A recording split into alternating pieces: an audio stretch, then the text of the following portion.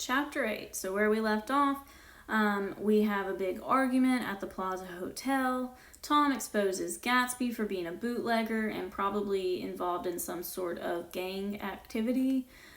Daisy freaks out. She runs over Myrtle. Tom thinks that Gatsby ran over Myrtle. It's a huge mess. And we end with Daisy and Tom seemingly planning something while Gatsby waits outside, afraid that Tom will do something to harm Daisy, and is still waiting for Daisy to run to him while Nick goes home. So Nick has a rough night of sleep. He can't sleep very well. And that morning, Gatsby comes in. And he says, nothing happened. I waited, and about 4 o'clock she came to the window and stood there for a minute and then turned out the light. So then Gatsby goes home, and it seems that he has given up hope.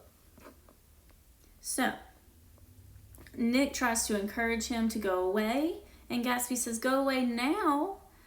He says he couldn't possibly leave Daisy until he knew what she was going to do. He was clutching at some last hope, and I couldn't bear to shake him free. So he does seem like this might not be possible, but he is clutching to some last hope that Daisy will still run to him. And while Nick is there that morning, Gatsby tells him the story of Dan Cody. Or the story of Daisy, basically, and then Dan Cody. He says Daisy was the first nice girl he had ever known. So she was very rich, and when they met, he was an officer in the army, so he was in uniform, so it wouldn't be obvious based on the way he was dressed if he had money or not. And a lot of the officers would go to Daisy's house, and he went a couple of times. And he was very impressed with her house, impressed that it was just normal for someone to live in a house such as that. And what attracted Daisy to Gatsby most was that many men had already loved Daisy. It increased her value in his eyes.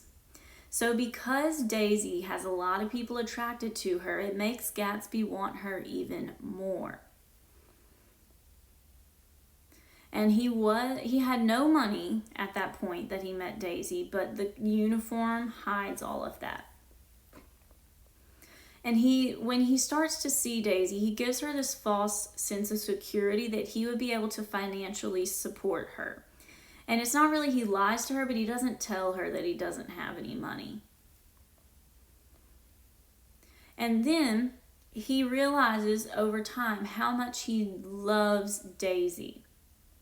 And he even says, I can't describe to you how surprised I was to find out I loved her, old sport. And then he says she was in love with him too. And then they have this romance. Now, while he goes away to war, they write letters back and forth. But after that, he wanted to get home, but he ended up having to go to Oxford. And he says there was a quality of nervous despair in Daisy's letters. She didn't see why he couldn't come. She was feeling the pressure of the world outside, and she wanted to see him and feel his presence beside her and be reassured that she was doing the right thing after all. So Daisy's at an age where she would be getting married and dating to try and find a future husband to take care of her. And all of her friends are doing this, but she is still waiting on Gatsby, so she's losing patience with that. And she does. She continues to have dates, and she wants to settle down and have her life shaped so that she can have money and have a direction to go in. And Tom shows up and gives her that. And Gatsby still holds on to the idea that he doesn't think she ever loved him. He's still holding on to that. And he continues about how he doesn't think she ever loved him. And then he explains how after Oxford, he goes back to Pennsylvania with no money and kind of walks through the streets, which Daisy doesn't live there anymore. And he can kind of feel her presence, and he left feeling that if he had searched harder, he might have found her, that he was leaving her behind. So he doesn't see her when he goes back to visit her. She is gone. But he feels that if he just chases her hard enough, he will find her, which results in the trying to make money and the big parties. Now, Nick has to go to work, and the butler comes out and tells Gatsby that he's going to drain the pool. And Gatsby says, "Don't do it today. You know, old sport, I've never used that pool all summer." So, this is important because Gatsby has all of these things and he doesn't even get to enjoy them because they weren't for him. He was chasing the dream of Daisy.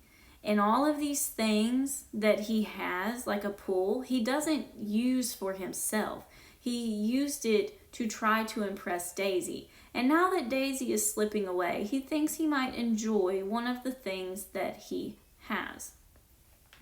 So Nick goes to work, and Daisy even says, Gatsby even says, "I suppose Daisy will call too."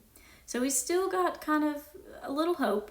And as Nick is leaving, he says, "They're a rotten crowd. You're worth the whole damn bunch put together," meaning all of the East Egg people. And Nick says, "I've always been glad I said that. It was the only compliment I ever gave him because I disapproved of him from beginning to end." So Nick is glad that he told him this because he gave him a compliment for the first time ever because he disapproved of everything he was doing. And then he goes on and says as he's leaving, his gorgeous pink rag of a suit made a bright spot of color against the white steps, and I thought of the night when I first came to his home 3 months before. So when you get the image of a bright pink spot on white steps, that should make you think of some things, possibly. All right, so he goes to work. Jordan Baker calls. They kind of have an awkward conversation. They basically broke up because they're just not from the same world. He's kind of irritated with Jordan Baker. She was really just a summer fling anyway. At lunch, Nick tries to call Gatsby's house, but the phone line is busy. Now, before we go any further, Nick says, "I want to go back a little and tell what happened at the garage after Lee left there that night before." So basically, George is having a tough time. He's beside himself. The neighbor is staying with him. And then George is saying he has a way of finding out whom the yellow car belonged to. And then he blurted out that a couple of months ago his wife had come from the city with her face bruised and her nose swollen, which we know is from when Tom hit her and her nose was broken. And he's still just beside himself. He can't really function at this point. McKaylee's is trying to get him through, and he's not getting much response from George. Then George tells him to open a drawer, and there's like this dog leash, and that is what tipped George off that she was cheating. McKaylee's tries to explain it away, and then George says, then he killed her. His mouth dropped open suddenly. McKaylee says, who did? And he said, I have a way of finding out. So he is determined to find out who killed Myrtle. He says it was the man in that car. She ran out to speak to him and he wouldn't stop. Okay, so we keep going and he says, I spoke to her. I told her she might fool me, but she couldn't fool God. I took her to the window. With an effort, he got up and walked to the rear window and leaned with his face pressed against it. And I said, God knows what you've been doing. Everything you've been doing. You may fool me, but you can't fool God. Standing behind him, McKaylee saw with a shock that he was looking at the eyes of Dr. T.J. Eckelberg, which had just emerged pale and enormous from the dissolving night. God sees everything, repeated Wilson. So Wilson sees this symbolism of the eyes of Dr. T.J. Eckelberg being the eyes of God. And in case you didn't get the symbolism, it is now made clear. And when he learns of Myrtle cheating on him, he uses the billboard to represent the eyes of God and to kind of guilt her. So about 6 o'clock in the morning, McKaylee's is worn out and he goes home to sleep. And when he comes back, Wilson is gone. People try to track his movements and they kind of track him going to like a little sandwich place and a couple other areas. And then they say, well, what he said to McHaley's that he had a way of finding out. Suppose he spent that time going from garage to garage, but no garage owner said they had seen him. And then they said, and perhaps he had an easier, surer way of finding out what he wanted to know. By 2:30, he was in West Egg, where he asked someone the way to Gatsby's house. So by that time, he knew Gatsby's name. So George thinks that Gatsby is the one who ran over Myrtle, and he has somehow found out who the owner of the yellow car is. All right, at 2 o'clock, Gatsby, he put on a bathing suit and is going swimming, and told the butler to bring the phone to him if anybody called. He even gets an air mattress. And Nick says, I have an idea that Gatsby himself didn't believe it would come, and perhaps he no longer cared, meaning the call from Daisy. If that was true, he must have felt that he had lost the old warm world, paid a high price for living too long with a single dream. His single dream being Daisy. So he's paid a high price. All this time wasted on this single dream of Daisy that has just slipped from his fingers. All right, so he's going to swim, and then it says the chauffeur, he was one of Wolfsheim's proteges, heard the shots. Afterward, he could only say that he hadn't thought anything much about them. So, if you haven't gotten it yet, Gatsby has been shot while he is in the water. And he says it was after we started with Gatsby towards the house that the gardener saw Wilson's body a little way off in the grass, and the Holocaust was complete. So what has happened, George has gone, shot Gatsby, and then shot himself. So we have a murder-suicide that has happened now.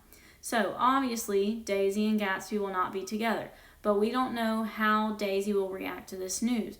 Also, what kind of funeral will Gatsby have? He had all these people constantly at his house in these huge elaborate parties. So what will a Gatsby funeral look like? We will learn this in Chapter 9.